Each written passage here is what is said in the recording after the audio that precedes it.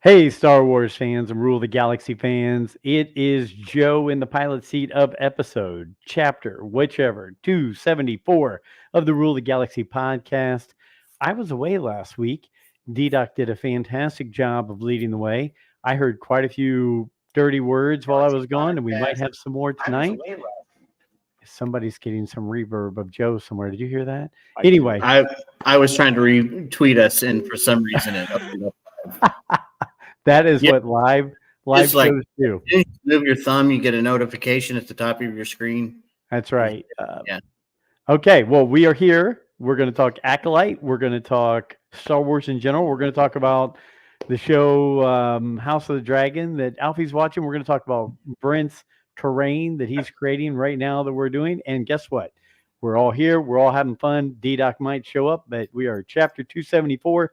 Like, subscribe on YouTube, on your podcast platform of choice.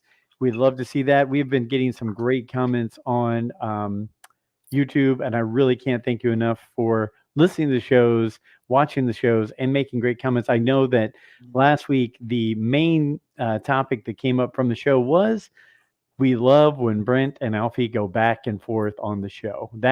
That just warmed my heart there, and that's what the main comment was. And so, with that all being said, it's time to start, and I'm gonna go because Brent's painting away. I'm gonna go to Alfie. Alfie, how are you, brother?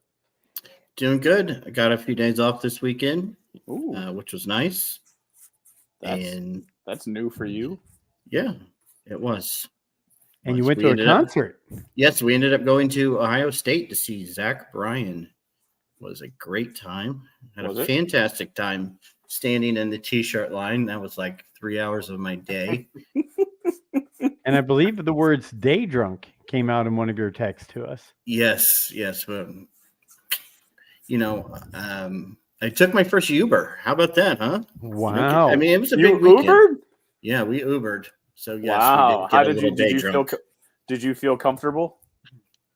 Oh yeah, it was fine. Okay.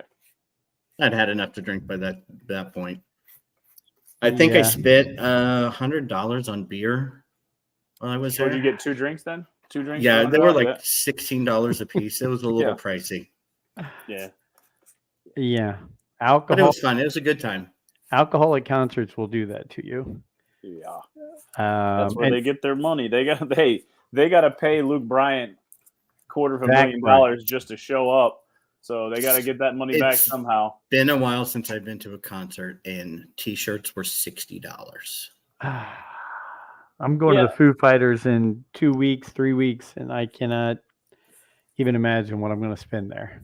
I think I bought 5, maybe 6.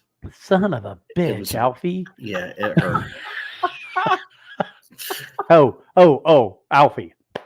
I went to a dinner party last Friday night.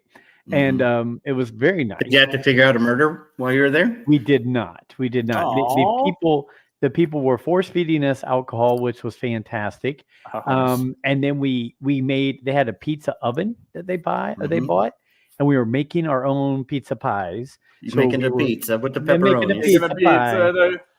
Joe Italiano. So I have to tell you before we hop into Brent, this is how weird it was. We go to the house. The guy, I met him through his wife. He's a sweet, great guy. I love him to death. He's probably going to watch this right now. His name's John. John is fantastic. But it blew me away because he goes, "Hey, my wife said you run a podcast and a YouTube channel. I love Star Wars. His daughters actually own Rule the Galaxy sweatshirts." And I was like, "Yeah." Oh, okay. And so I'm like, "Yeah." So he goes, "Hold on a second." On his big screen TV, he goes, boom, boom, boom, YouTube. Hey, there's Rule the Galaxy. I'm going to subscribe. So I was like, great, that's wonderful. And then for the next hour, guess what was on the background while we were eating and drinking? Rule the Galaxy YouTube channel. And I was like, guys, can we turn this off? Worlds colliding, please. I was no, you wanted to stay on. It was Lori who wanted it to go off. No, Lori was like laughing at me that I was up there, and they thought I was some kind of superstar. And I'm like, guys, we have bubble gum and shoestrings holding this thing together. I don't like to hear my voice and see me. It was us with Steve Sansweet, and then he went over to us and Steve Glosson. Okay. And he was eating it up, watching it. And but it was very weird. Like I look at you guys right now on the screen and it's normal, but to see us up on the big screen when I'm just watching, oh, it felt weird. It felt weird. And Yeah. to go along with that, Alfie, the reason I brought this up is he goes, "Hey, you know how many times I've been to Galaxy's Edge?" I said, "No, I have no idea." He goes, "You know how much money I've spent in Olga's Cantina?" I said, "No." He opened up his big, huge cabinet by his dinner table and took out about 20 tiki glasses that he bought at Galaxy's Edge and coffee mugs. And I was like, holy cow, you really like Star Wars. So, John, if you're listening or watching, thanks for a great evening. And that was a wild thing. So you spent that much on T-shirts. John has spent a small fortune on tiki and coffee cups at I bought 2 of the tiki cups, and I think they were $75 a piece. Gosh. They only had 2 when I was there. Wow. And I think it was like $85 or $90 for the cup and a drink. Okay. Yeah, I'm not I think, yeah, I'm out. pretty sure that was my highest bar tab I've ever had. Wow. I'm taking a picture of our show because Joey's texting me. So keep going, Brent. Guess what? It's your turn, brother. How are you? I'm doing well. Just sitting here doing a little hobbying, and ready to talk about the Star Wars, my escapes from reality. It is. It truly is. And for our listeners, one, I know we've got 30 or 40 people in the house right now. Thank you very much. Feel free to put some comments in here as we're talking about Brent's escape from reality, and that is Star Wars and the Acolyte. But Brent, what are you working on now? So I have a huge project from my game store. He purchased a subway system.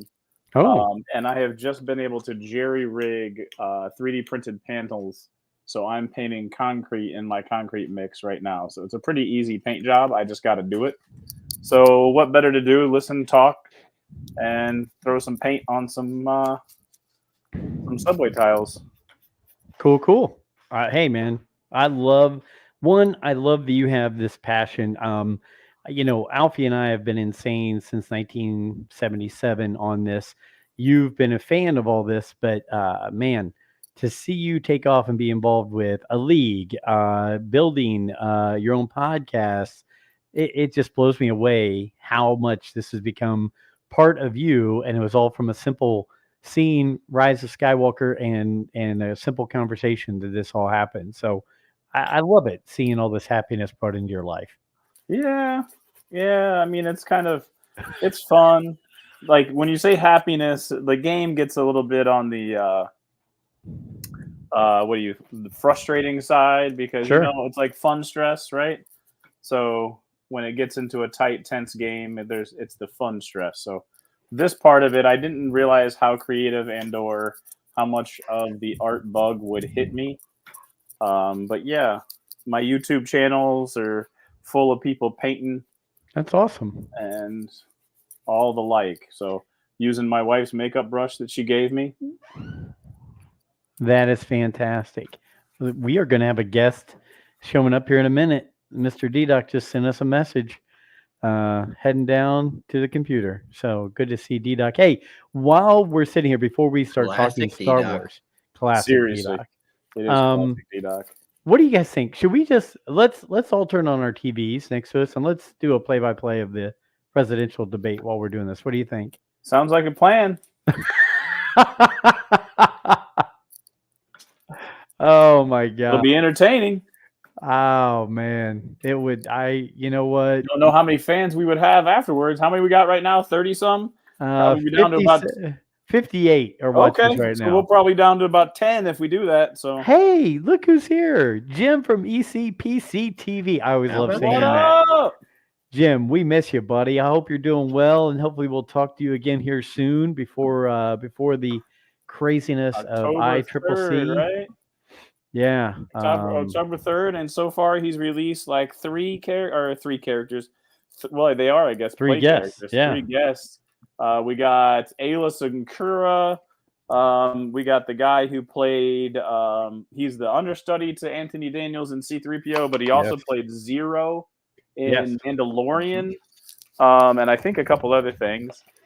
And then one of the Guido from the original. I don't know if it's original trilogy or if it was a special edition, but I believe they split both parts. Were from the in original trilogy. The woman, I forget her name, but she has passed. She just passed, and I think she did the pickups when he came back from England, and they had to basically redo the cantina because what had been filmed while he was gone was, he said, unusable. Oh man, look at this ECPC TV throwing it out there. Jim, buckle up, Buttercup. We're just getting started, man. There you go. That's all right. That's a little crazy right there. With the lineup he's had for the last 2 years. Yeah. It's interesting. It'll be curious to see who he pulls off this year. Jim, I'm going to tell you right now.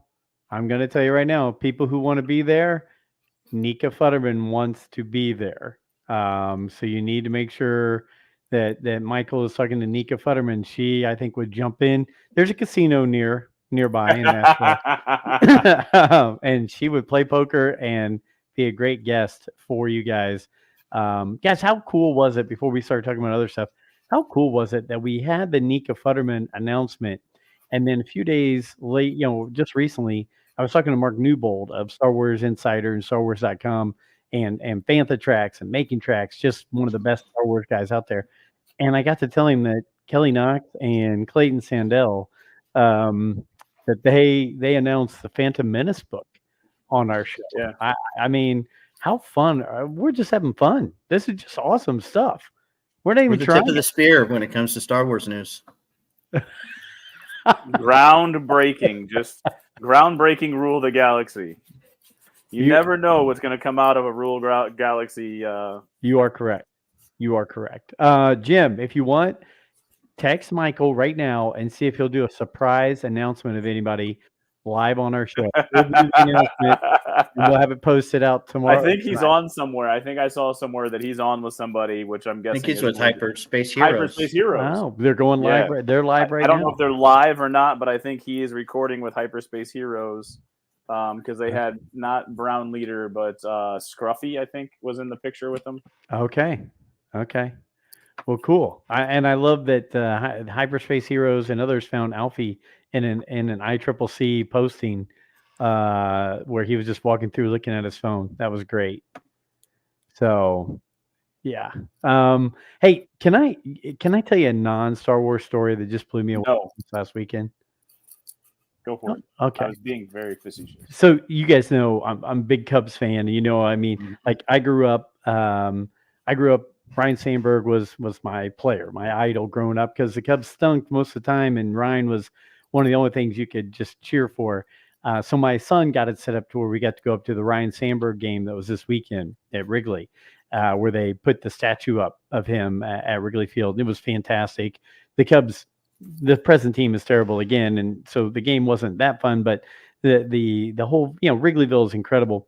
You know what, guys? We got Lori and I were there. My brother was there, and Joey, and some guy noticed him and said, "Hey, Joey, why don't you come into the bar? Well, we love what you do. Why don't we buy you a shot?" And I was like, "All right, I don't drink that much.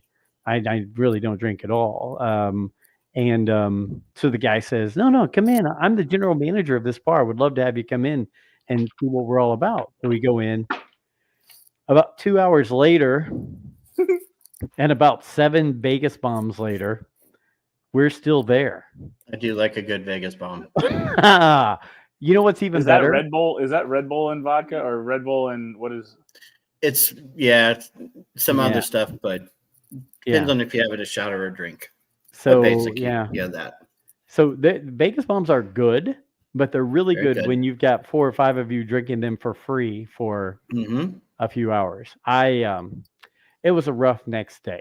Let's just say it tends to be a little rough when, I'd say usually an hour or two later when the Red Bull wears off and the drunk sits in. Yeah.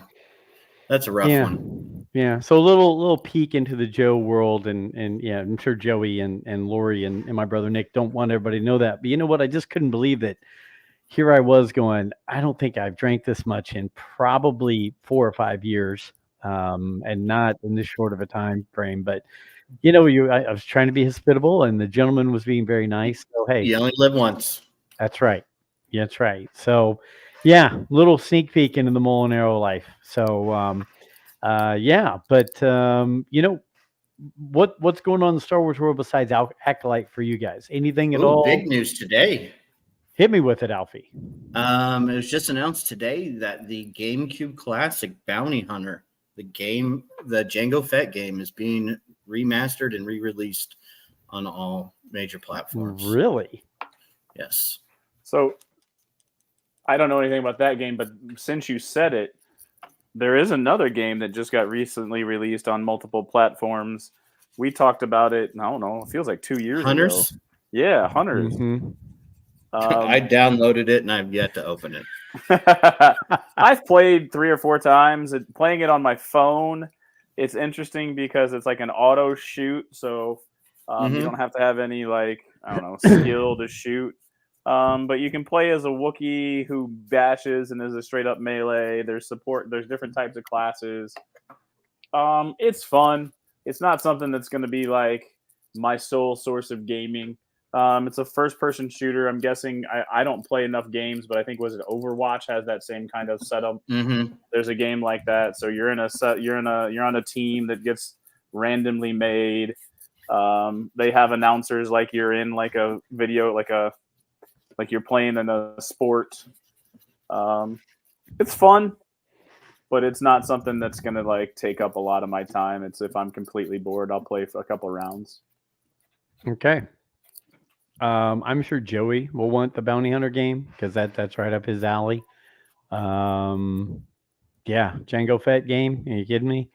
I remember when that came out, but being not the gamer person, I did my typical and just watched it, watch people play it. So it's good stuff. Well, good. I'm glad you're going to get that, Alfie. You're going to play that. Oh yeah, we'll definitely get that one. Okay. Here's one of our favorite guys who just hopped right in. He's getting ready right now. Look at that mustache. He's got a fine little mustache going on. Be careful of the gingers. You never know what they're up to. Hey, speaking of gingers, I just have to say, because I went to Saturday, or I don't even remember what freaking day it was. I think it was Saturday. I went to a Swedish midsummer's party. I can't remember what exactly, but anyway, the host was a fellow ginger, and he let it be known that ginger snaps were the pinnacle of ginger invention. Do you hold any weight to that, D-Doc? Ginger snaps is not a common thing that I eat. I will say that. I don't know. I don't know much about ginger snaps, to be honest. I didn't know if it was a Swedish thing or if that was a ginger thing. I always thought it was Swedish fish were the big thing that they. Ooh, speaking of, did you know they have a new one that's got like watermelon flavored? It's like Swedish fish and friends. So there's like different types of gummies and flavors inside of it. I like the blue lemonade. I was a fan of the watermelon flavored. It was like a perch. It was definitely a different looking fish, but it was. Hey, Brent, I have a question. Now that you've stated that you're using, is your wife going to go back to using that makeup brush? No. Okay. No. I just didn't know if you were going to surprise her and be like, honey, I don't know what that black stuff is all over your face. She gave it to me. Okay. She gave it to me, and she rolled her eyes as she gave it to me. Like, what the hell do you need this for? So. Okay. I gotcha. Yeah. All right, D-Doc, we've been jostling and just having some fun here, talking a little bit of everything. What's going on in Star Wars in your life, or what's going on in the D-Doc life overall? Not much. Pretty excited to do a little Acolyte talk tonight. You know, hear your guys' thoughts on what's going on with that. I'm enjoying House of the Dragon. Just was over at my brother's house, who's in Indiana right now. He's over near Purdue. Purdue, yeah. Is he going to come back through Indy for a flight or anything? He's flying home tomorrow. So, I mean, he's at Purdue, Joe. It's not like he's like at like South Bend. Like it's only like an hour and a half. That was an awesome. That was a good crack. So that was like that was like a commercial. that was like a I'm jealous now crack. Like that was Well, Joe, no, I mean you should have seen Joe's face on that one too. He surprised. It was too good to not. No, I just figured if he was, not flying out of Chicago, maybe flying out of Indy, we could meet up. But he is flying out of Indy tomorrow, so I don't know what airport, I don't know what time, but I do know that he's flying out from there. So he hasn't had much to do while he's been at this event. I'm pretty sure all he has to do is chaperone the students to the event and back from the event, and that's literally all he had to fly out here to do. Well, yeah, I knew supervision, my friend, because if you go out there with, let's say, 6 high school kids, you might come back with 7 or 8 or 4 or 4. I'm talking about 7 or 8, like a couple buns in the oven is what I was trying to get at. Brent. Wow. That's why you have chaperones for high school kids. Let's not kid ourselves here. That's true. Okay. All right. Well, cool. Well, tell him I said hey, and yeah, hopefully he's having fun chaperoning. I would personally, like Brent used to do, I would personally offer my services to chaperone groups to Europe trips any day of the week right now. I'd be like, oh, you need somebody to go and watch? Yeah. That's fine. I'll go watch them. That's fine. The best is if you're leading the trip and you get enough people, your trip is free. Oh, Brent. Enticing me. It's true. Like you could do it through different travel companies. It's not just like Education First, EF Tours. I know EF Tours, yeah. EF Tours is based, it's school based. So a lot of their trips are going to be around a lot of the education stuff. So you're going to see a lot of churches, you're going to see a lot of schools, you're going to see a lot of museums, and it's going to be fast paced. But if you can get 6 people to sign up for it, you can get yours paid for. So for every 6 individuals that pay, there's 1 chaperone that gets to go. Joe is going to be walking around Italy with one of those pocket speakers and the same headset he has on right now, just going on tours. He could do it. This headset has been a godsend. I've had it for years, and it works great.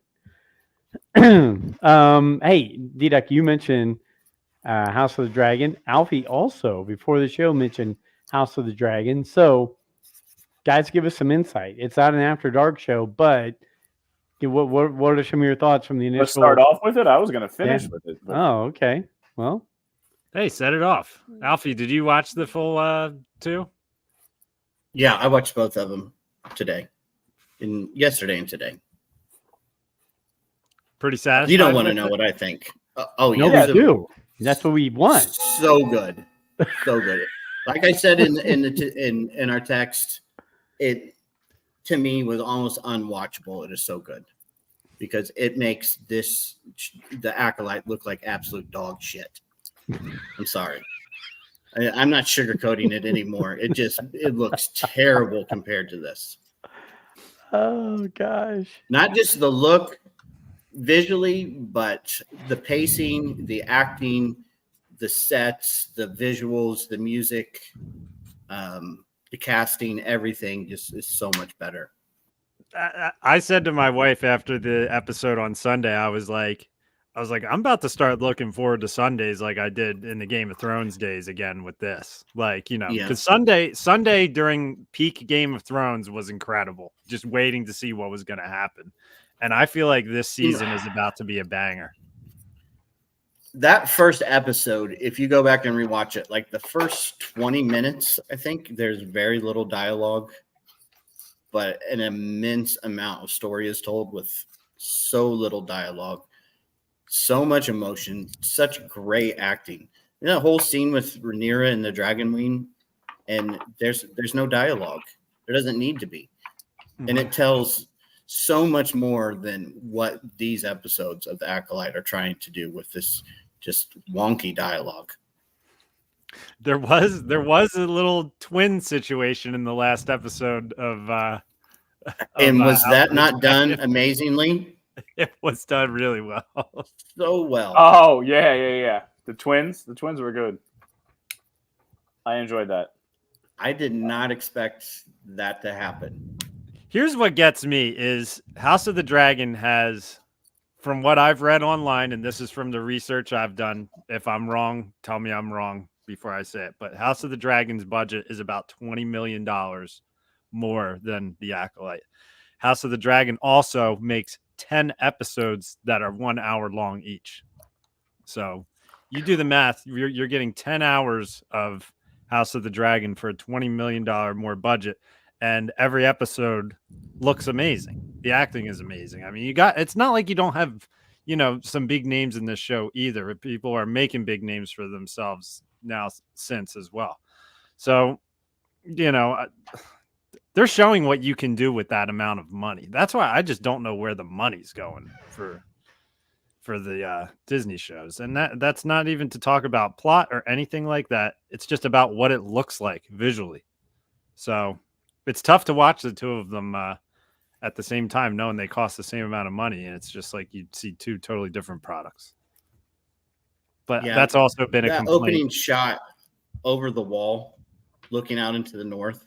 I mean, I'm not stupid. I know that the wall's not real, and that's, this is a TV show, but that looked 1,000 times better than what we're seeing with the Acolyte. Well, I will ask you guys, as you know, I've watched one episode of Game of Thrones in my entire life. I usually watch these longer shows if I can talk Lori into it, because that gives us time to sit there and watch something together. She's watching The Acolyte with me. She's watched every live action Star Wars show with me except for Andor. And like I said, I showed her the first episode. She said, "Nah, I'm not into it." I said, "Okay." But if you had a selling point for me to talk Lori into starting back up with Game of Thrones and watching it through, what would it be? It's the best television show ever, next to The Sopranos. I mean, Okay. I will say, dance around it. Yeah, It is graphic. There's some graphic sex, but it's R-rated, so there is some. The battle scenes don't really pull any punches, but I don't know if I've it's ever kind of to watched. be expected. Yeah. I don't know if I've ever watched a show that's made me care more about the main characters and hate the characters you're supposed to hate in this show. Oh my god. It really is one of the best. One thing that I was watching was one thing that came to mind. I rewatched it again today just because I had some time. I know where Joffrey comes from now. God, it's fucking from. He's just the same as his family. Like, and I hated Joffrey. Like, I hated Joffrey, but like his grandparents are just as bad as Joffrey. Yep. Wow. Yeah. Okay. That scene where Tywin is cleaning the deer, and it's like, okay, you've met Joffrey, you hate him. You've met Cersei, you've met Jaime, you hate them. Now you're really, really going to hate their dad. But at the same time, you're kind of like, damn, this guy is a fucking amazing actor and is pulling this part off to no extent, because not only do you hate him, but you understand everything that he's saying about the importance of what he puts into his family and their legacy. On that same note, the Greens, I hated Daddy Green until this episode. I hate, like, the second episode, the Greens, whatever his name is, the Hightower. Yeah, the Hightowers. There you go. Whatever, Daddy Hightower. I was not a fan of, but like after this episode, like that dude deserves to be the hand. But they're too petulant and like arrogant and like dumb to realize it. But I never liked them up until this episode. That's the best thing about the show is that there's no true good guys and there's no true bad guys. They're all a mix of them. And yes, you're going to pick your favorites, but that doesn't necessarily excuse them from the bad shit that they do. Right. Okay, so Lori loves Stranger Things. Not Stranger Okay. Things. No. What's that? It's not Stranger Things. No, I'm just saying. So Imagine- you're saying this is even more intense, even better. Okay. I'll give you the perfect analogy here, the perfect mix, if you will. So you take the Gladiator with Russell Crowe. Mm-hmm. Okay. Then you mix that in with War of the Roses. We'll say the historical aspect of the War of the Roses. And then mix in almost a not quite as fantasy as Lord of the Rings, but a very non-existent but relatable medieval kind of setting. It has nothing to do with Lord of the Rings, but that is the most I would think aesthetically to it. Okay. Well, I'm gonna go make the sales pitch. I'm gonna go see. So got to get caught up with you guys. There are love stories throughout that might pull her in if she's a love story person, but you have to get through a bunch of shit to get to some of the love stories. Okay. There is a sense of family and honor that carries through depending upon which family you're talking about. From the Game of Thrones, am I wrong? Oh, absolutely. No, I feel like the Starks are that. It's completely true. The Starks embody that the best. But yeah, you'll be I don't know how else to explain it other than I don't know. My wife, it took until season 3 because something happens in season 3 to really pull me in, but watching that episode with my wife and seeing it was so awesome because I knew what was going to happen, and watching my wife's reaction to that season 3 episode, I will say the Red Wedding, and you guys know exactly what I'm talking about, except for Joe doesn't. My wife's face during that Red Wedding was priceless, and she was hooked, just like I was. But it took to season 3 to get there. Even the end of season 1, though, as well, is excellent. I'll be honest, I truly was not hooked on it until the Red Wedding. So, okay. I had a damn House Stark banner flying in my yard. I remember my wife got home one day and I had it up in a post. It's it straight up just had Stark on it. Just had the wolf look straight out of the show. So awesome. That's amazing. Well, good. We got some outside of Star Wars conversation taken care of there, and gave me a good sales pitch to take to my wife. I don't know if we gave you a great pitch, but no, I took notes. So before the show started, Brent and I were talking because some people have said that in the Acolyte we're going to get a lightsaber duel that can go up against Revenge of the Sith, the end of that, Duel of the Fates, so forth, so on and so forth. And so we started talking about it, and he asked me, and I'll say point blank, I enjoyed the battles and the fights in the Acolyte. We can start into this year. I thought it was good lightsaber battles. I thought the fighting overall was good. It was some of the best that we've seen in Disney era Star Wars.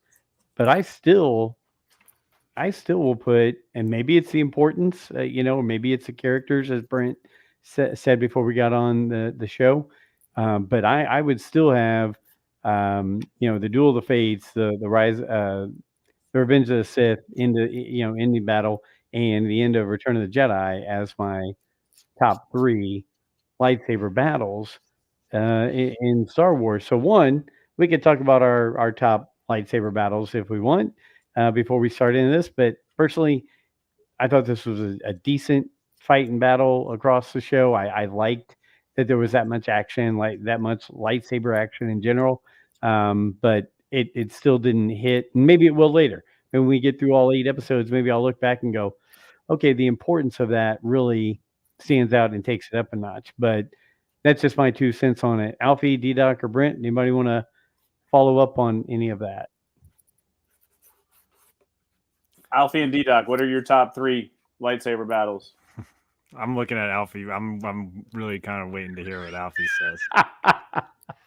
I could easily throw mine out off the top of my head. Go ahead. I mean, I think Duel of the Fates is my favorite from episode 1, which, then you would have Which Obi-Wan. one? So Duel of the Fates, the three battle. Yeah, Obi-Wan and Qui-Gon versus Darth Maul. And that's just me personally, just because of me growing up with Darth Maul and loving that battle. I can watch that battle a million times and not get sick of it. Just the same as Revenge of the Sith, Anakin versus Obi-Wan, which would be number 2, which those two could easily just be tied for first place. And then I would probably say Vader versus Luke at the end of Return of the Jedi, probably. That would be my top 3. Alfie, you want me to go or do you want to drop yours? I'm frozen on my end. I don't know what's We're- going on. We can see you. We can see you. So Okay. I will, Go ahead. If you, yeah. So top 3, I'm gonna say Yoda Dooku was probably one of my top. Seeing Yoda pull the lightsaber with the Force and then just start flipping around like a little maniac made me love that green frog. That's one of the top ones. I do like Empire. Empire is probably my favorite of all of the Star Wars. So I like the actual before he starts force throwing everything at Luke and beating the crap out of him. I enjoyed that lightsaber battle a lot.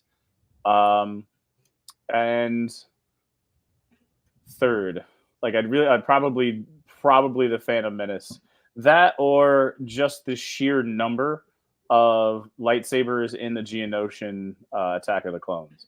But like out of like full fight choreography, I think the Darth Maul Duel of the Fates when he ignites the second blade. I don't think you could take the feeling I had when that happened away.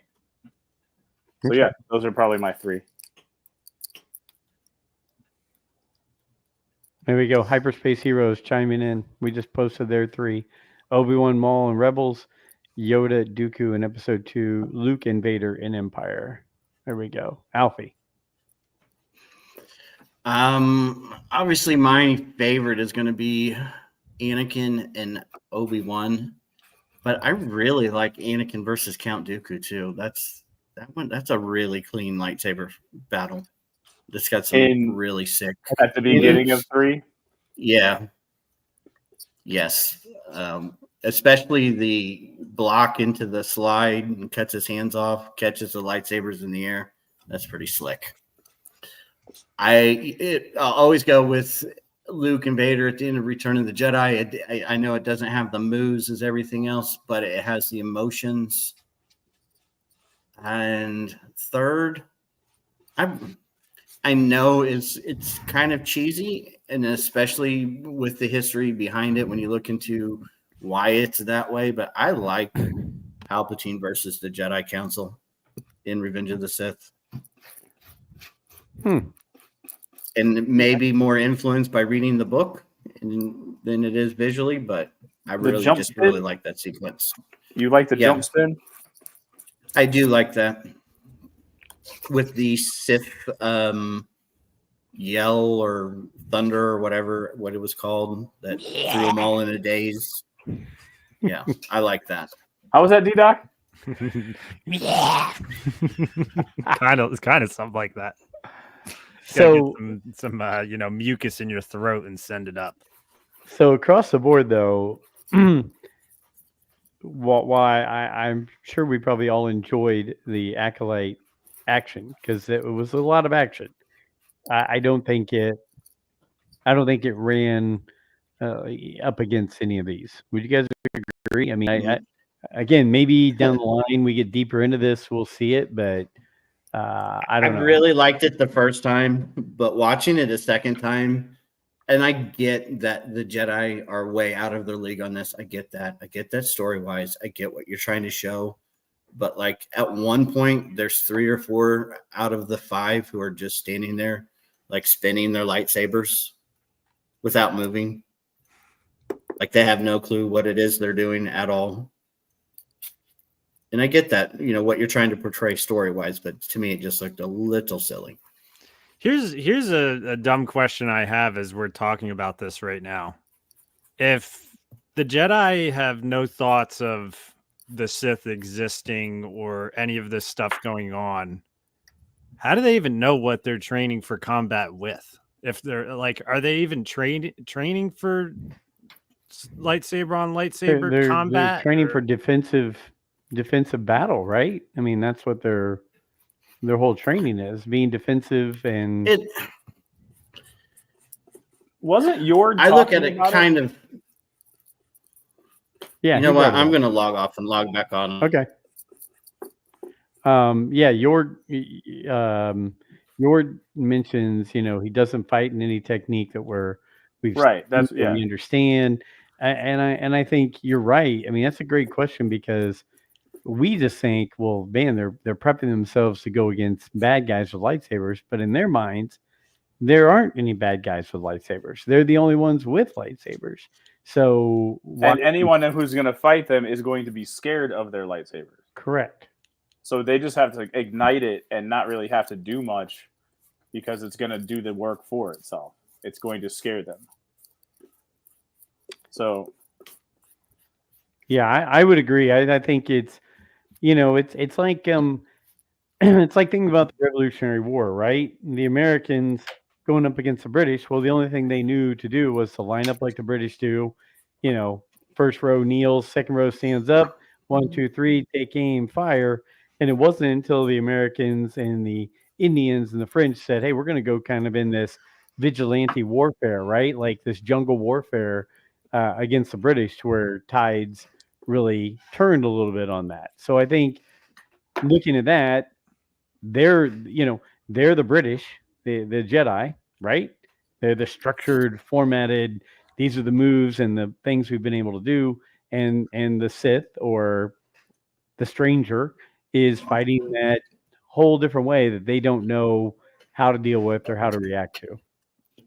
If you ask a high school wrestler, and this is talking to just from being in sports, right? So if you talk to somebody who wrestles for a living, for a living, like the Olympics coming up, you have the Olympic level of wrestlers. Mm-hmm. If you talk to somebody who competes in wrestling and coaches in wrestling, one of the things that they say is the hardest to do is fight somebody or wrestle against somebody that doesn't have training in wrestling. Because once you're trained in wrestling, there is a certain way that all wrestlers move, and they get used to the way that you move. If you are not in that sport, your body doesn't move the same way. Your body doesn't have the same level of leverage. It's harder for a practice wrestler to wrestle somebody with an unorthodox style than it is for them to wrestle somebody that has the traditional setup, right? Because you just get used to the way that there's a give and a take, there's a fluidity to the fight. I separated my shoulder in that exact scenario, wrestling against someone who did not know how to wrestle because they moved the wrong way. They threw me the wrong way. Hey, there's a certain which shoulder was it?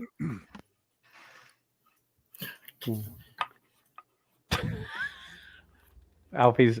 We can hear Alfie. I guess he can't hear us. I think I can't. He's having the technical difficulties still. I just want to know if it's the same shoulder that he hurt his wrist, and if he had any same. Oh God! you were gonna go to the hand wipe, weren't you? You were gonna go to the wipe. No, it was the opposite. Okay. Well, here's an interesting thought from Hyperspace Heroes. Keemer, the stranger, right? Is that what he's called? The best villain since Maul. Yeah. So I would agree with you. I'll say I think it was a good fight. It was good action. I really liked what Jackie, is that how I pronounce his name? Jackie. I liked her battle with May. I liked what was going on there. I thought that was good action, and I thought she was really good at the moves and what she was doing.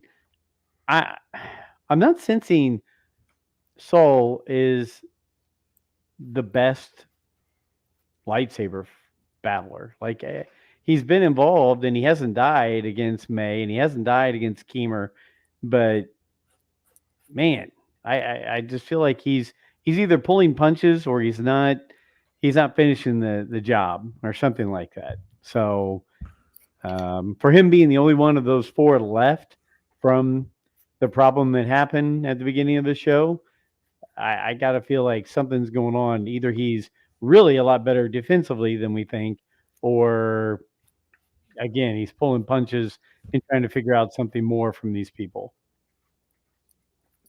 Go ahead, Alf. Well, like Jord said, he's in his head and he stays there. So, and that was one thing that I liked about this episode was them saying that, not only are they fighting him physically, they're fighting him mentally. He's sitting there poking at, the fact that he knows what it is he's hiding and the lies that he's told the other Jedi and especially Osha. Did any? And of he's you guys... also he taunted him quite a few times with, "Hey, you're not supposed to do that. You attacked me while my back was turned." Yeah, that is true. Did any of you guys see the Jackie meme? If you're familiar with The Office, 3-hole punch Jim. I saw one of 3-hole punch Jackie. Yeah, I was surprised by that one, man. I mean, I have no doubt in my mind we're getting another flashback now, as Alfie said last week, because there's no way that you're going to murder off half your cast in the 5th episode of the show. I mean, there's not much left to this show. There's only 3 episodes left, so. Yeah. Couple things that stood out to me. So the last episode was called Day. This episode's called Night. During the Day episode, May was wanting to give herself up and turn herself over to the Jedi. In the Night episode, she wanted no part of that at all. Yes, I know it was day versus night and all that in the actual show. I thought the cortosis, I love seeing that was involved. It's from the EU, and it was something that could be used to defend against lightsabers. So seeing that Keemer had that and could knock out the lightsabers and things like that with that, I thought that was very cool. One thing that definitely stood out to me as I didn't feel like it was written right or put together right was here was this BA Keemer, right? And he's 1 versus 8. He's knocking these Jedi out. He's taking them out. He can do pretty much whatever he wants. But yet you put a flashlight on his back and he couldn't figure out how to get it off his back. That bothered me a little bit. I felt like they could have done something different if that's the route they were going to go. Maybe I'm looking way too into it, but that one definitely stood out to me. Any thoughts on any of that stuff? It is true. I mean, I'm kind of laughing at the thought of it now because, I said last week, what's going to happen with those bugs? Something's going to happen with them. They didn't point them out for the 2 seconds that they were in that previous episode when Saul took them out. Yeah, it was interesting. Flashlight on the back, I don't know. He did eventually kill all the bugs. Brent, I don't care. Whatever. It didn't bother me. Like I don't know. I didn't even think about it. It's not like it was not even in my thought process. It was part of the story, so it was there. Like so. I mean, to Joe's point, this guy went from, fighting 8 Jedi. At one point, he does the lightsaber split, and he's dual wielding. This guy is good with his hands, and he couldn't figure out a way to, I could touch my fingers on my back. So, I mean, if someone threw a flashlight on my back, I think he should have laid down on his back. That would have put the light out. Just lay down on your back. Man, that's he a didn't good know call. what was going. Stop, drop, and roll. I don't know. So another thing, I just think that's looking for something to not like. Like to me, that's a detail that was so obscure that like. Okay, but do you think you guys just mentioned the greatest TV show of all time? Would they have put something they like that into the Game of Thrones or House of the Dragon? I felt like it was very simple writing. Hey, we need a quick fix. Let's throw a flashlight on his back. I don't know.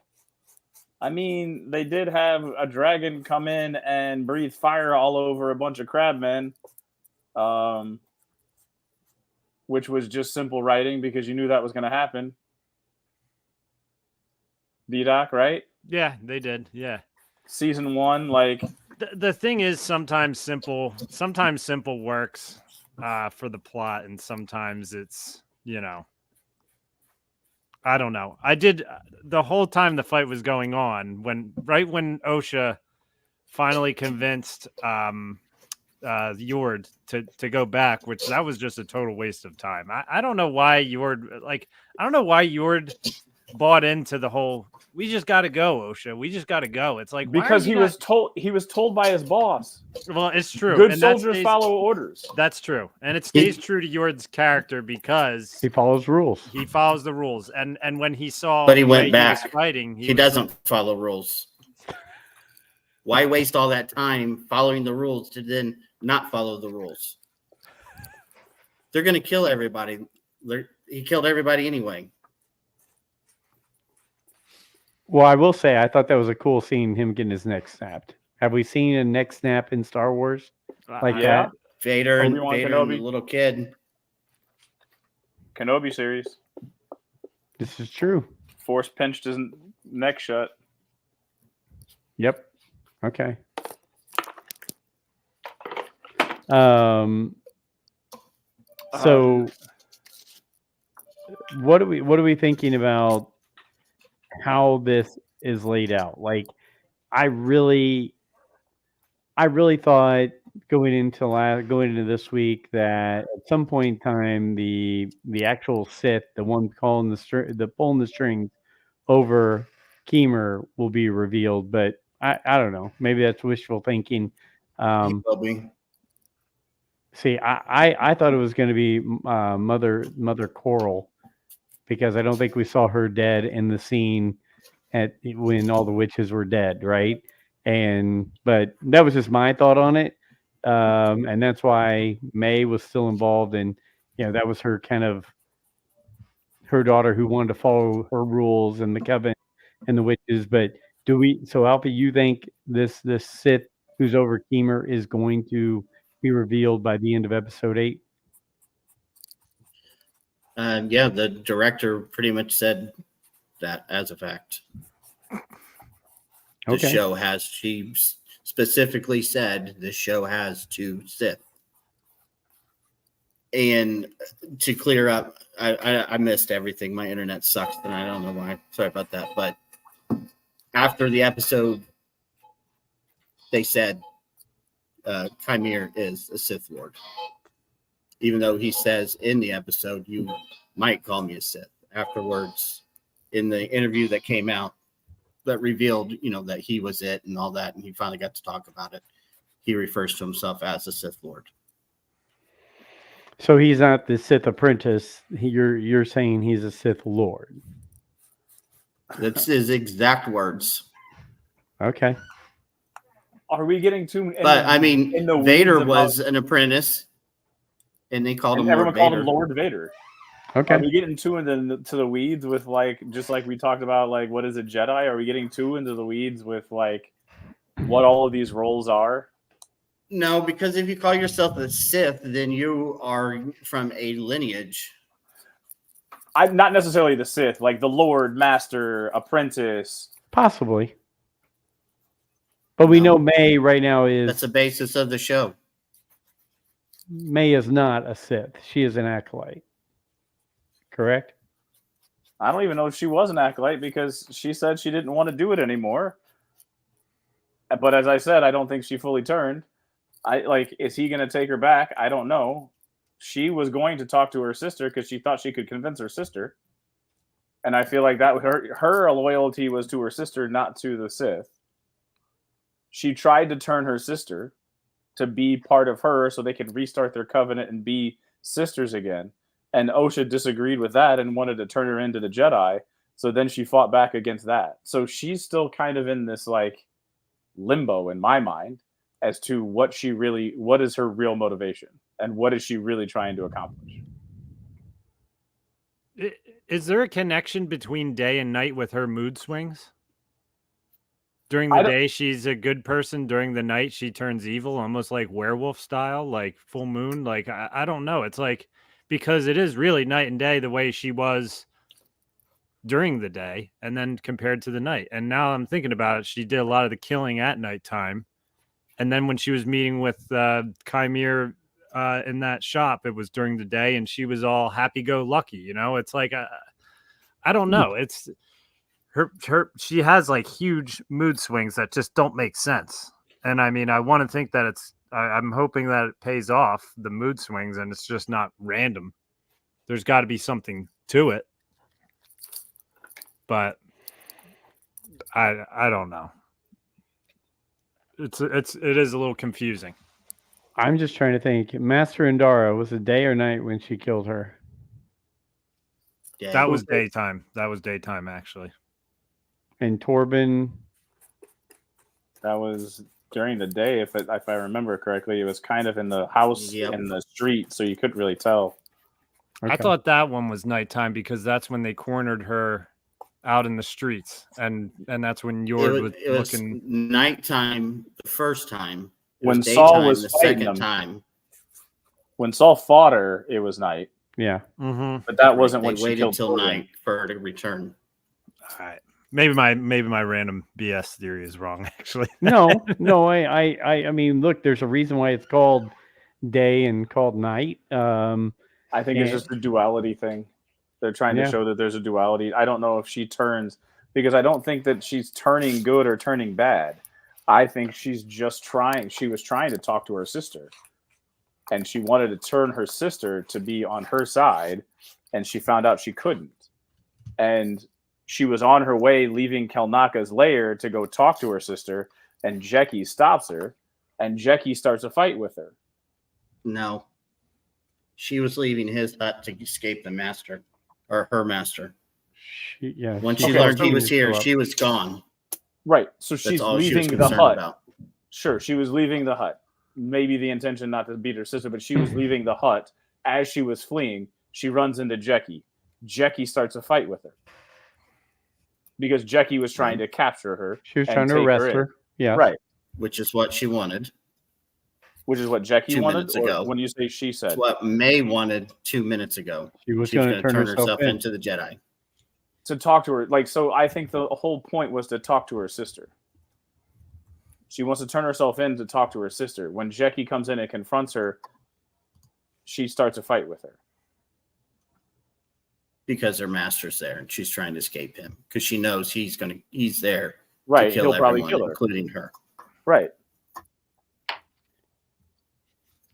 What we all knew. I mean, I at least I assumed. So I won't say we all knew. I assumed that at some point in time the two characters would be flip flopped. Would you guys think that as well? Well, they kind of did. Well, From I mean, a point of view. Yeah, but I mean, they one went with one went with the other, and I kind of felt that was going to happen, and it was going to be able to. Gosh, look, we're twins. We can play this off, but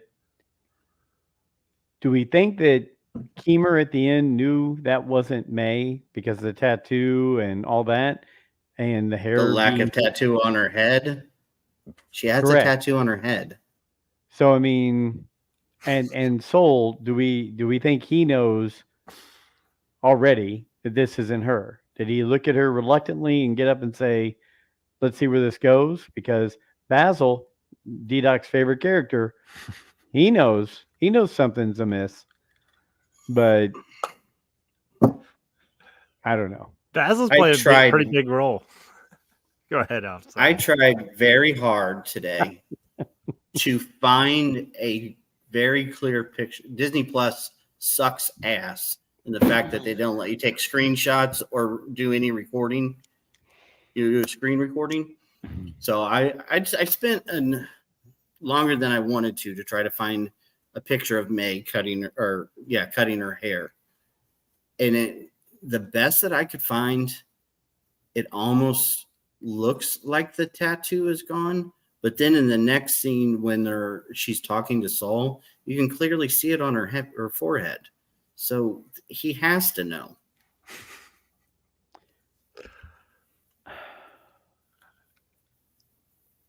Okay. One has a big tattoo on their forehead. The other one doesn't. Cutting your hair doesn't change that.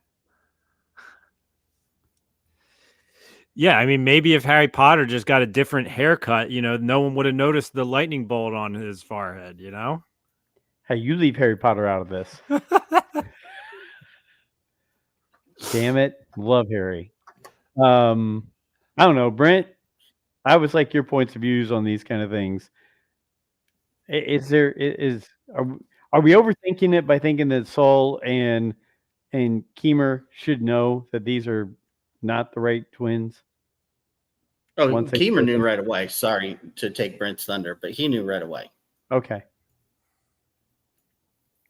Brent, any thoughts? Oh, you muted. Sorry, the dog started barking. I'm gonna let the story play out. Like, I don't know. Yeah, I know it's a cop-out answer, but at this point, it's a cop-out answer. But it's not. I'll give you a cop-out answer because it's shitty writing. So, hey, last what week. What about the fact that they're switching places, or the fact that they don't notice? Because we don't even know if they don't notice yet. So which part of it is the shitty writing? Just the constant flip-flopping on the characters. And yes, you would notice right away. I know. In like 3 episodes, it's going to be revealed. I knew the whole time, right? But I'm not buying that. He should have picked up on that right away. If he didn't pick up on it, why did he have no concern for his Padawan? He's just going to leave her there for the Sith to find. And just hope it all plays out. It'll be fine. We'll just close the door. It'll be fine. You mean Osha or do you mean Jackie? Yeah, I mean Osha. If he knew that May took Osha's place and he had no concern on like what would happen to Osha, because they're clearly leaving. They're in the ship. Maybe they're back up and they're going to wait it out. But still, you would think that he would have some concern for her. So, wow, she's just a civilian. Who's Agatha? She was his Padawan for 16 years. Agatha was from the WandaVision. WandaVision. It was Agatha all along. It was Agatha all along. Remember they sang the song at it too? No. And I think Agatha's getting her own show at some point. She's supposed to, but yeah, that was another thing that I was looking at. Like, dude, they haven't had anything in like 3 years. How long has it been, like, since you had the thunder on that, story and everything? I don't know. Stuff confuses me right now. I will say this. I told Mark Newbold, I don't hate this show. I don't. And really, things like sets and things like some bad acting or, whatever the things that I'm held up on. I want a good show based off the storyline they put together.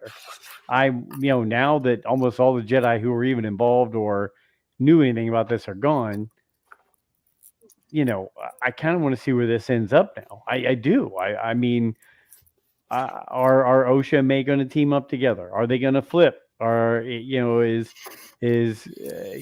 Keemer going to be, now that we hear the Kylo Ren music playing in the background, is he going to help originate something that leads to the Knights of Ren that plays out way down the line? I don't know, but I think there's a lot of holes and missing things that I still want to know, and I feel like for 5 episodes in, I feel like we've got more than 3 episodes worth of holes to fill for us to get to the end of this. Season 2, baby. That's what everybody's clamoring for, is season 2, right? All the Star Wars fandom. Wow. It's not the best series I've ever watched. I'm not going to sit and say that it is. But I'll let the creators have their time and see where it goes.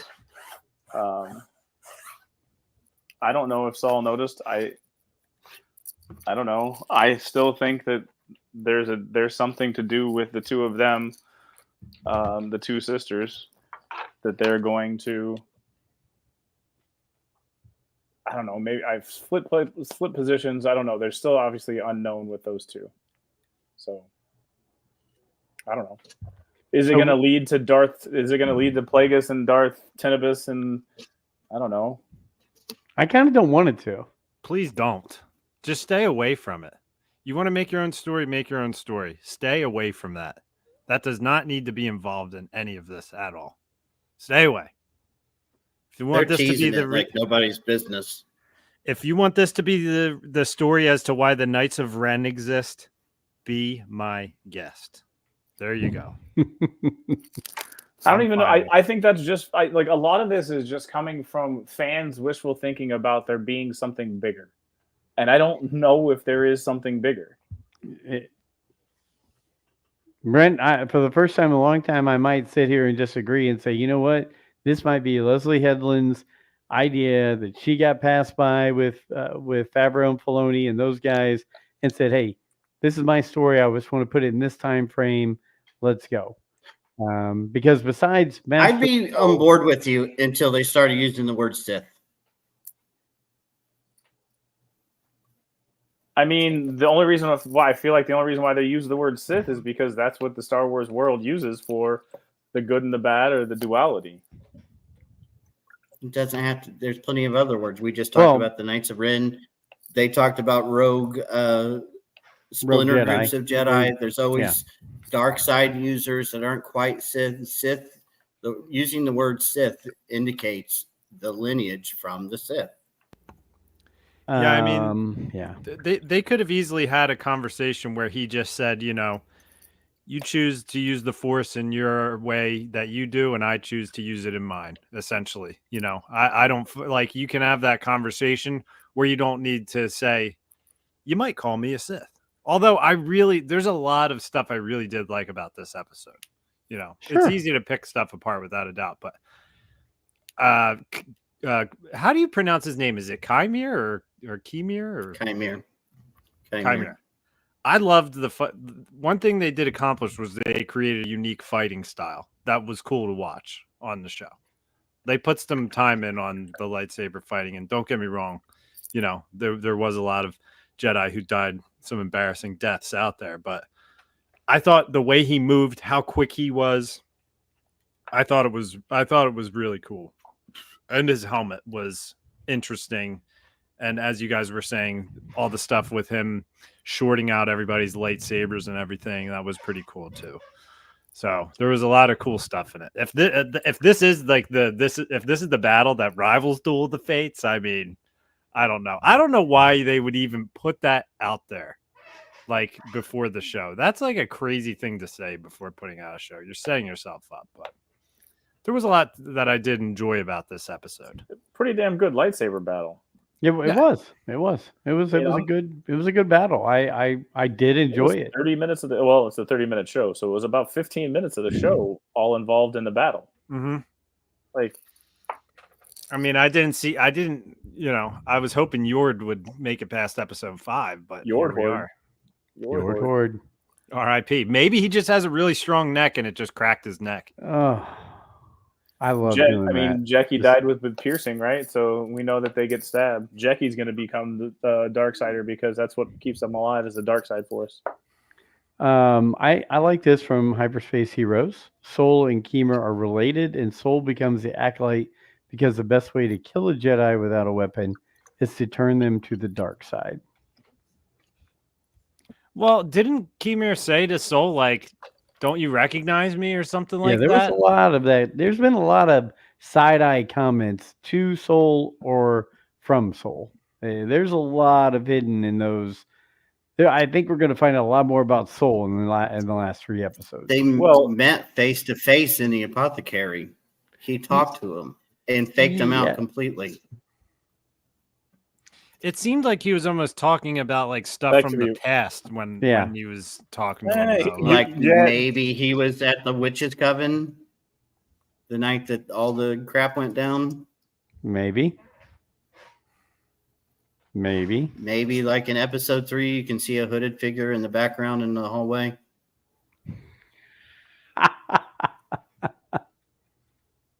Can you? You have to send that picture to Yes. me, Alf. Somehow Palpatine started Is this a fire. before she goes into the little secret hole? Yeah, there's one scene where you can clearly see someone that looks out of place in the background that's covered in a hood. I feel like the flashback sequence is this next one when he realizes that it's May, and then May's going to confront him, and they're going to flash back to what happened that day and how she survived. I'm actually prepared for a flashback right now. I think a it's gonna flashback would be, after all that action, to go to a flashback and catch up on some things and fill in some things. I would be perfectly fine. I don't want a flashback in 7 or 8. I'd rather have it in 6, to where it gets things lined up maybe for the end. With what Hyperspace Heroes said and some other things I've heard around, is there any chance that Soul is playing both sides?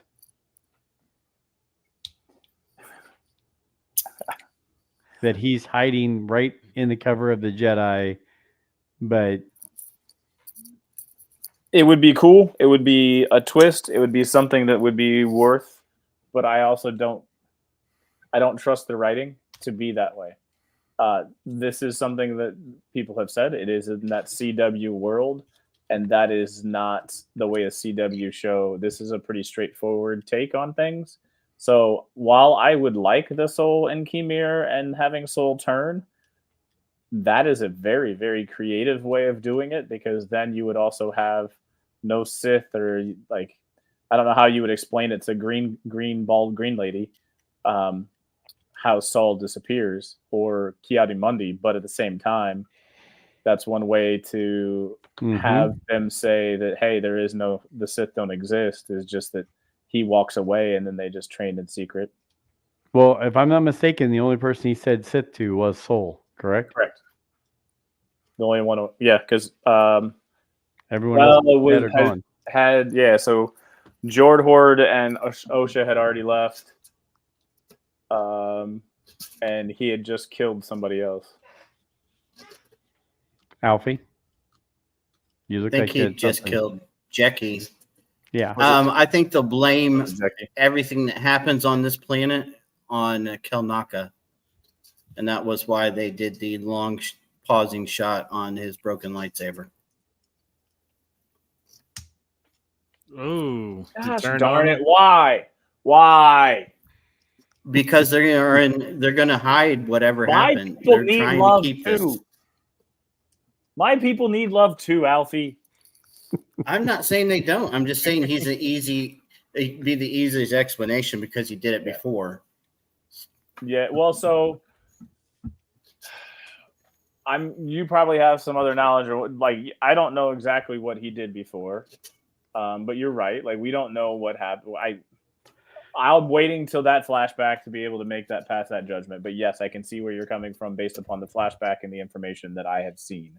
I don't have any knowledge. I just think that the Sith, because in episode 3, when they're in the temple, you can clearly see Sith stuff on the walls. I think they guided those witches there. They were influencing them, and it was all a ruse to, pull those Jedi there. And I am just hoping, upon all hope, that the Wookiee doesn't catch the blame. Because I want a Wookiee Jedi. You're going to see a Wookiee fight with a lightsaber. I know. He's going to jump and do a Not jump very attack. Jedi-like.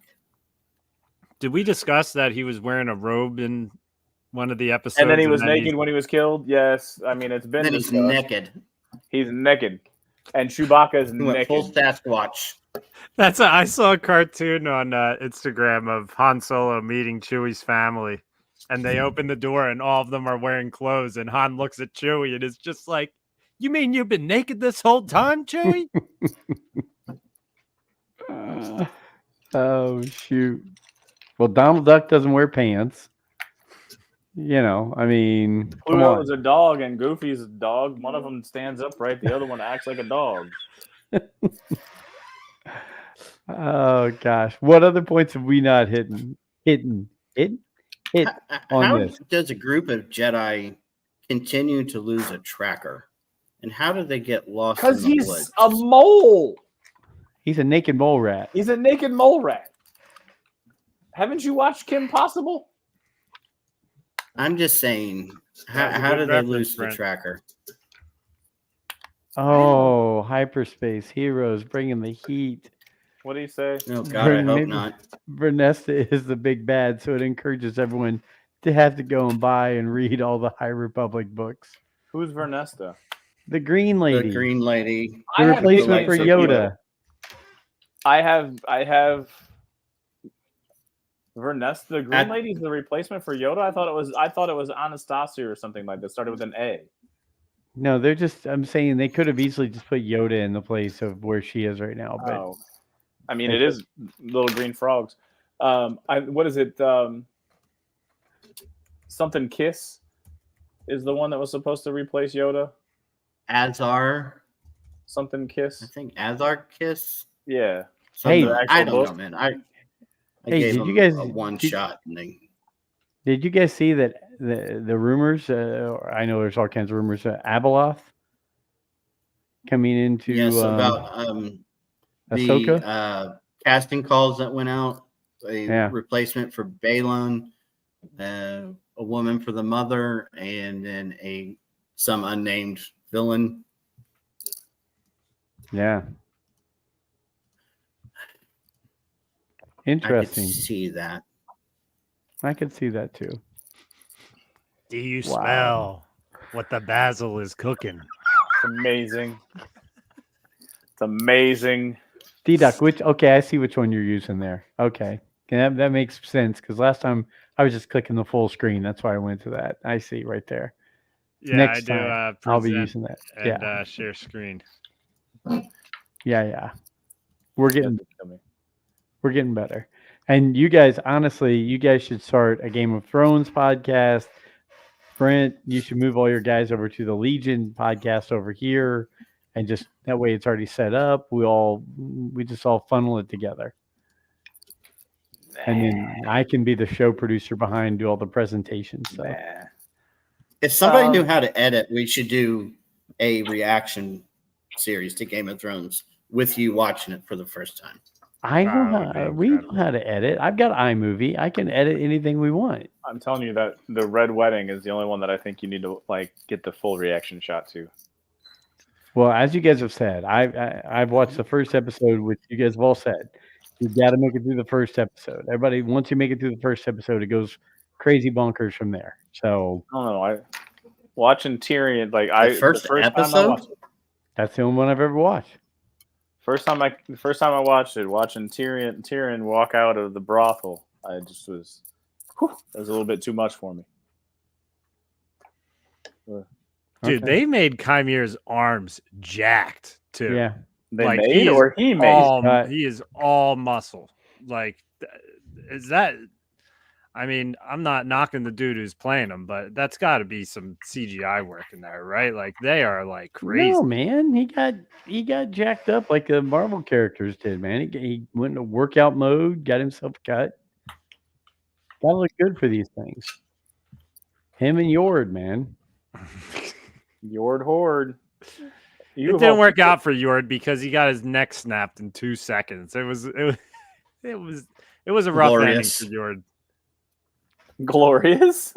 Shocked me. I was like, whoa. Didn't know we were going for the next snap. When- It was All just right. a done. When he Uh. said to Saul, that was its name, and then Saul says she was just a child, and he just so calmly says, "You brought her here, man." That was some cold, dark Mhm. shit to say. Agreed. But at the same time, 100% truth. Yeah. I mean, Chimere's probably been my favorite part of this show. If I could pick one thing that I've enjoyed about it, is he's been an interesting character.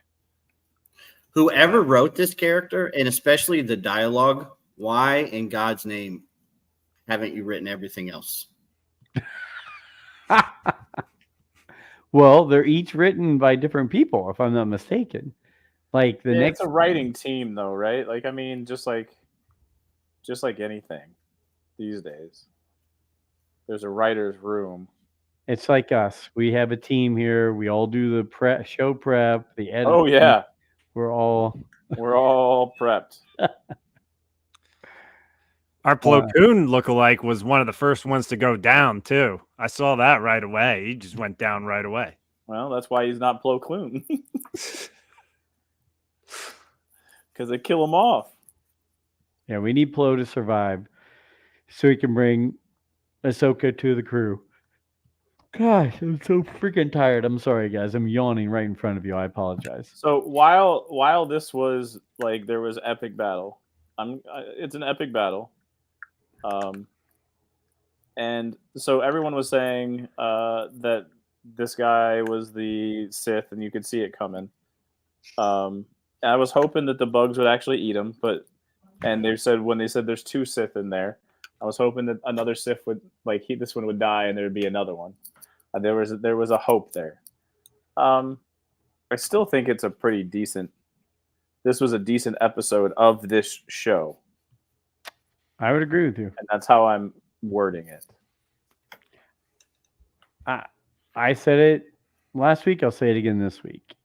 I'm interested to see where it goes. And Brent, you always say, as long as I'm entertained, I'll keep moving forward with it. As long as it keeps the interest level up to where I want to know what happens next, or to see how it all comes together, then I'm okay with it. I can nitpick or whatever, but I really, while there's things that I don't think are perfect, there's a lot on this show where I'm like, man, I want to know where this is going. Definitely. Oh, and you guys talk all about the stuff that pet peeves you about like the Jedi and all of this stuff. Or like the ships, and you went off on a huge rant last week about ships and how the ships aren't up to snuff.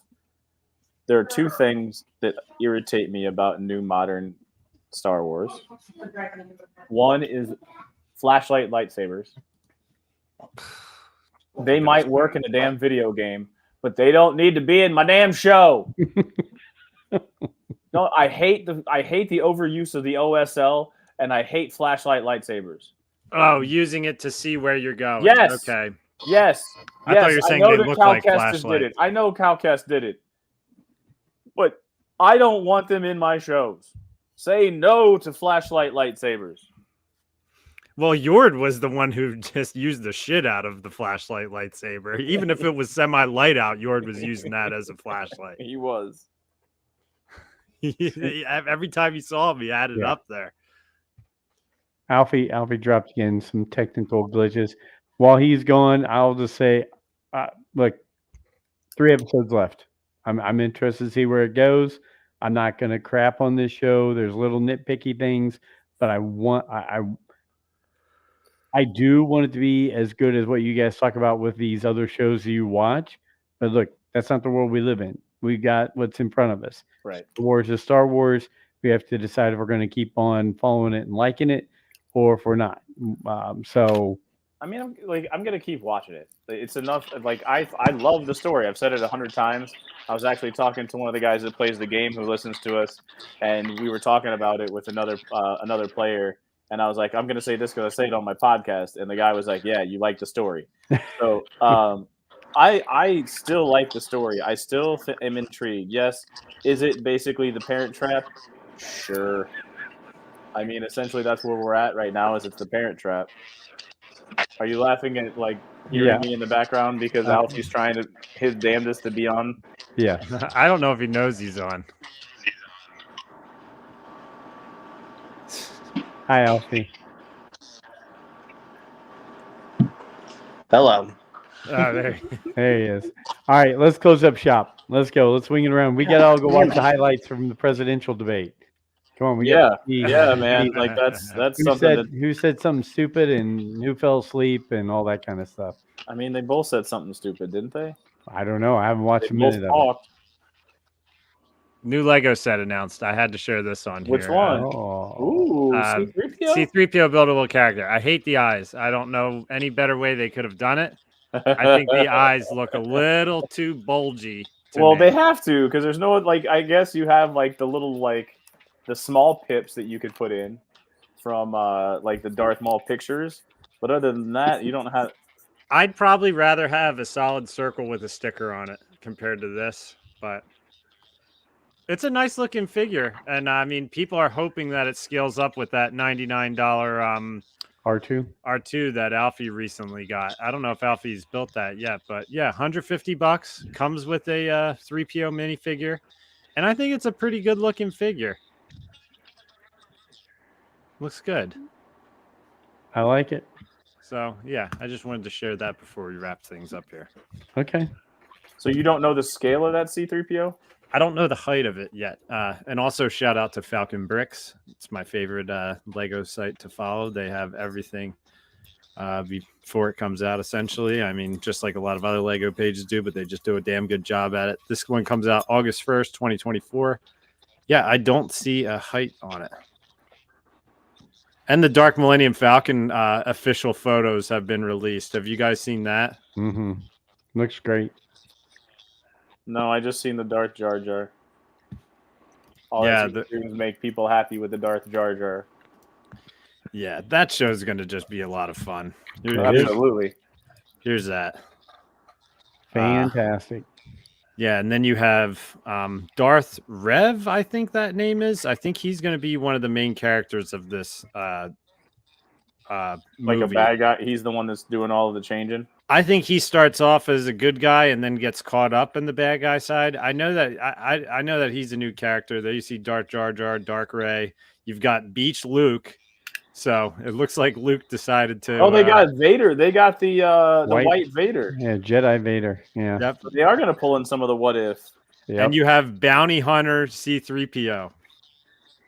Absolutely crazy. Can't wait for that show. September, right? Yep. Something like that, yeah. Okay. Yeah, and that'll be 180, which is pretty standard for a Millennium Falcon in 2024. So it's a standard Millennium. It's not like the high expensive like. It'll be the same size as the one that I have back here. I'm pretty sure they did just a lot of piece swapping on it, and not much new design needed to go into it. No, I get that. But don't they have like 3 different price points for it? Yeah. They have the $85 small model. They have the $170, $180 midsize playset. And then they have the $800. Alfie, you got anything you want to close up shop with? Yeah. Sorry about the internet tonight. I don't know what's going on. I haven't been able to hear anything you guys have said for like the past half hour. I'm going to keep watching this show. I think it sucks. This episode was decent. The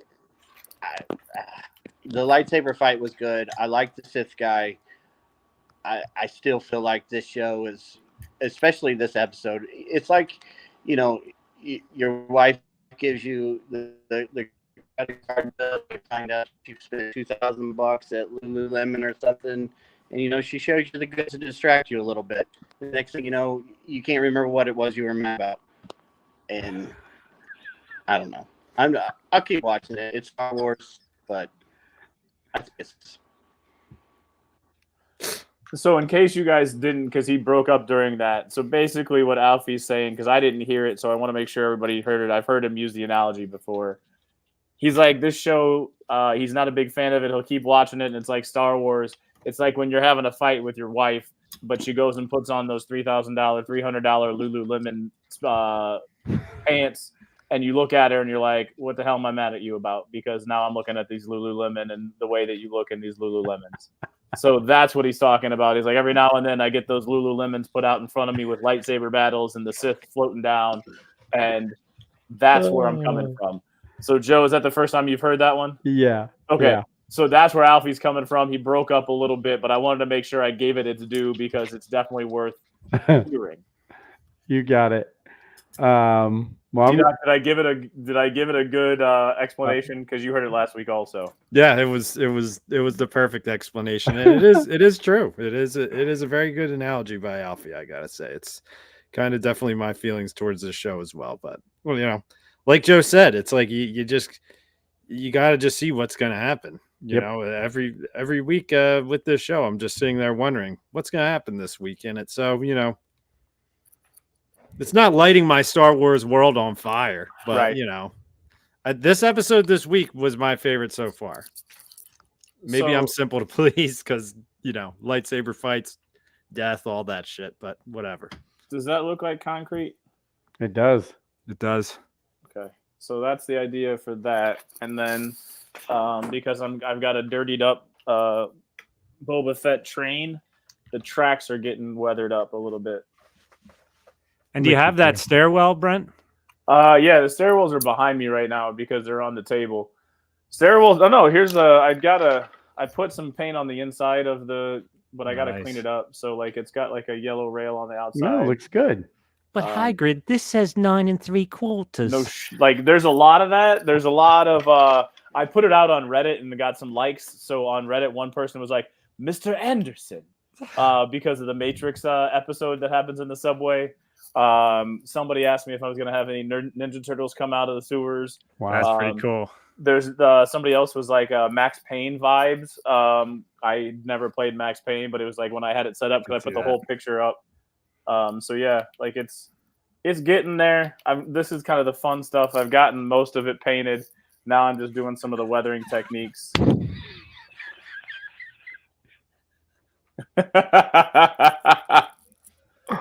Okay, I'm ending on that right there. Thank you for Hyperspace Heroes for that laugh. Lucasfilm is hacking Alfie's internet to keep his opinion off the air. It's influential, man. I mean, what can I say? That's fantastic. I mean, thank you, guys. Thanks to all the listeners, all the followers. Hyperspace Heroes, thanks for being there. Jim at ECPC TV, thanks for being involved. We had plenty of eyes on us tonight. Thank you so very much for doing that. Again, if you like what we're doing on YouTube and on the podcast, like, follow, subscribe. We're on all podcast platforms as well. So we love doing this. And, we're trying to put out some shorts every day, less than a minute. So keep liking those. Seems like those are doing well. Appreciate it. You know what? We're all here for the ride. We'll see how these next 3 episodes go and see what we think at the end. And we'll just keep talking about it until then. But while Brent's painting away and D-Doc and I are sitting here laughing at what Hyperspace Heroes said, until next week, may the Force be with you.